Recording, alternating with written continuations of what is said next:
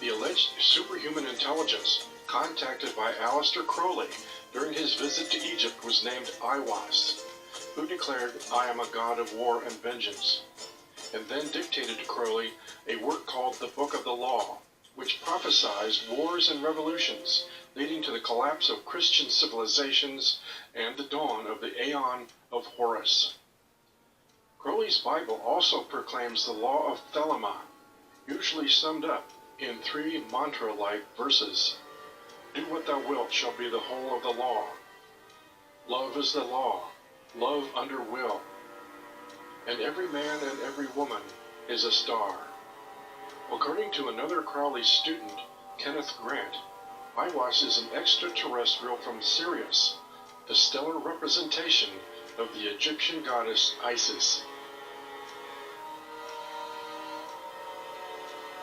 Years later, from January through March of 1918, Crowley began another series of sexual magic ceremonies in New York City called the Amalantra Workings, in a Central Park West apartment to intentionally open a portal of entry allowing demonic and other similar entities a passageway to access our earthly world reality.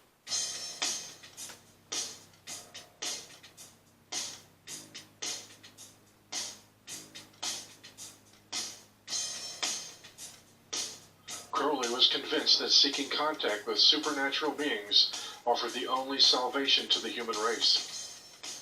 My observation of the universe convinces me that there are beings of intelligence and power of a far higher quality than anything we can conceive of as human, that they are not necessarily based on the cerebral and nervous structures that we know, and that the one and only chance for mankind to advance as a whole is for individuals to make contact with such beings.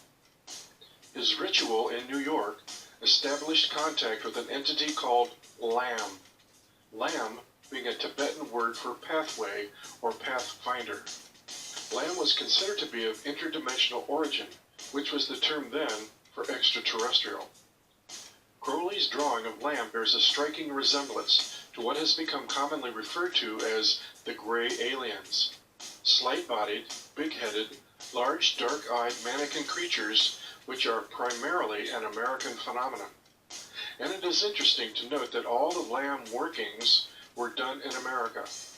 Reports of these UFO-associated entities later became prevalent in the popular culture of the 1980s thanks to Whitley Strieber's best-selling book, Communion, as well as many of the Hollywood alien movies that would follow.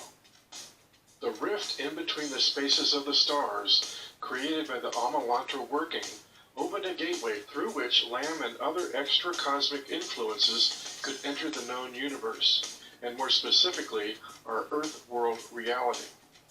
But according to occultists involved in such things, the portal has since widened, thanks in part to additional hermetic tinkering by Jack Parsons.